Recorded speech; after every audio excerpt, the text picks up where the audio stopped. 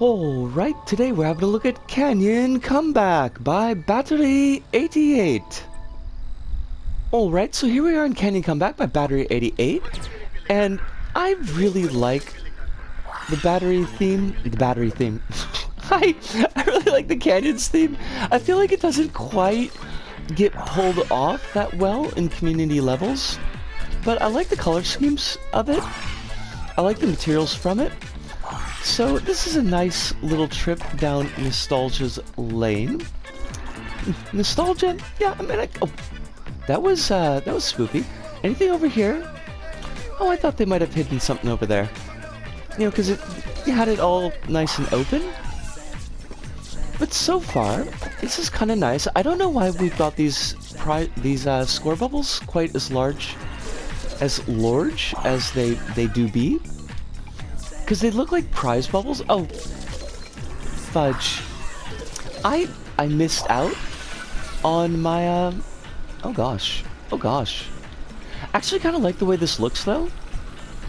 I like, for the most part, the look of the level quite a lot. I feel like the camera's jumping around just a little bit, but even still, there's a nice use of layering here that I think really works out for the level. This is an LBP 2 level, so hopefully we'll be seeing a little bit of the kind of design style from LBP 2 levels, because I do appreciate those.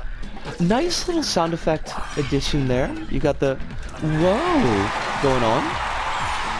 I wonder if I'm going to be able to hear my oh, fudge, come back. The timer, because I've been having a lot of trouble with that recently. I just can't hear anything. Anything. I can't hear anything. It's not quite that bad. While I like these little bits, these kind of decorated wooden bits here, I think, like to have a little more in the way of decoration. We've got a lot of, like, just flat material. It's well chosen flat material. Like, it's the right for the theme of the level. It's got the right kind of color schemes and everything, but just a little bit more to give the player something to look at. Are you gonna? What are you? Hello? Were you planning to? Oh! When did we get a grappling hook? I did not notice that we had a grappling hook, which is kind of a problem. I wonder if it was behind that pillar. This is kind of fun though. I do feel like we're gonna hit spikes at some point. We did not, which I appreciate, but I always worry a little bit. And I did hear the... Oh, fudge! Okay, that's 3 minutes. We're gonna talk about this back at the hub. We'll see you there. See yas! And we're back, and Canyon Comeback by Battery 88, and I would say it's a solid on yellow square. Not really any major glaring issues in this level, I think just brought down a little bit by some presentational issues and perhaps a little bit of a lack of ambition.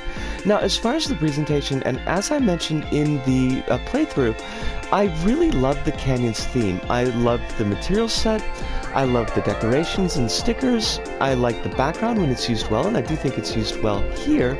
I really liked Battery's technique here of putting the orange stickers on the thin bit of material, and then slapping that on the white wood, the thicker white wood, to give a bit of a contrast both in depth and color. I thought that was really, really cool.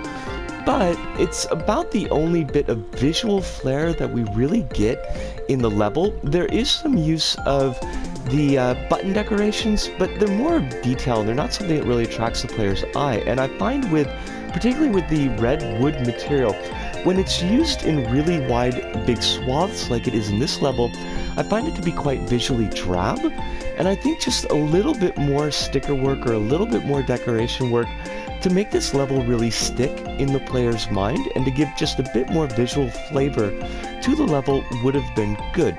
Another issue I found with the visual presentation was the use of cameras in this level. For the most part, the cameras are flat onto the player throughout the entire level. There's no changes in tilt or angle, and there's not really a lot of change in close-up or far back shots. Now, you do see some pop-in close-ups throughout the level, and I'm not really sure if those were intended by Battery, or if those were something that was going on when you're changing camera zones, because they didn't really do anything for the gameplay or experience. Usually when we pull in the camera like that, and we do a close-up on the player, and we want the player to focus on something that's in the visual field. Maybe there's a switch or a decoration that we really want them to look at, and that wasn't going on in this case. Now, I did notice one good usage of that zoom-in technique when we're doing the jetpack section, and you've got those rotating spike bits, and you've got to weave in between them. And the first couple of times that we encounter that, and the camera's pulled back medium length so that we could see the entire course, and we can kind of plot our way through it. The third time that we run into those spike bits, and the camera zooms in pretty close. Now the obstacle itself hasn't changed, but the visual information that's being given to the player has. And even though that we know intuitively that the obstacle is the same, we don't really need to do anything different, because there's information that's hidden from us, the possibility of change exists, and so we slow down as we move through the obstacle. And I think that's a really good example of how, just by changing the visual presentation a little bit, we change how the player interacts with the level. So that bit there I thought was really cool. Now the gameplay is fun, it's not particularly challenging, and as I said, it's not really ambitious. What I mean by that is that you don't see a lot of building on ideas in the level. Things are presented usually just the one time, and they're presented well, but they don't really go beyond that. A good example I think would be with the bits where you're dropping down onto the bounce pads. They'll throw you up into the buttons, and then that drops on a sponge bit that you can use to progress on in the level. That was a really common technique I found in LBP2 levels. Don't see it as much in LBP3, but we only really see it the one time in this section, and maybe seeing it again a little bit later on, a little bit more challenging, would have been pretty cool. Now the only, as far as gameplay difficulty that I found in the level, were those the thin pillars that you've got to jump across to get through the level. And I don't know why, but I always throw myself off those, even though the ones here are actually really quite generous. Now one cool thing about that section that I liked was there's a triggered sound effect when you get to the first pillar, and the crowd kind of ooh, and then when you make to the last section and the crowd applauds. I don't think a lot of creators really think about how sound can change how players get the level, how they interact with the level, and I think it's a really good example of a really small added detail that does a lot for the level here. Another interesting thing I found with the gameplay is that I think that some of the sections are maybe a little bit better handled with multiple players. The seesaw sections earlier on in the level, as a single player, and they're really easy, they're not a challenge at all, but I think that if you had multiple players dealing with that at the same time, throwing off the angle of the seesaws, it would have made it a little bit more difficult. Also, there's a two-player bonus bubble section towards the end that I thought was really cool. Don't see a lot of levels that engage with multiple players. I know that it's quite difficult to build levels like that as a single creator, especially if you don't have like a couch co-op team that can test it for you, but I thought it was used to well effect here. Another thing that I really liked, and perhaps personally liked, as a creator myself, and I find that probably because of my experience with building hubs, where you need the hub to be quite dense, you need everything in the camera at the same time, so that when I make levels, my levels tend to be quite compact. All the details kind of forced into view, and that's not really great for thermometer. It also makes the levels feel a lot more cramped and a lot more quick moving than they really are. So this level, I think, does a really neat technique towards the end where you're on that grappling hook section, and if you look at it mechanically, you're not really doing a lot. It's just pure traversal.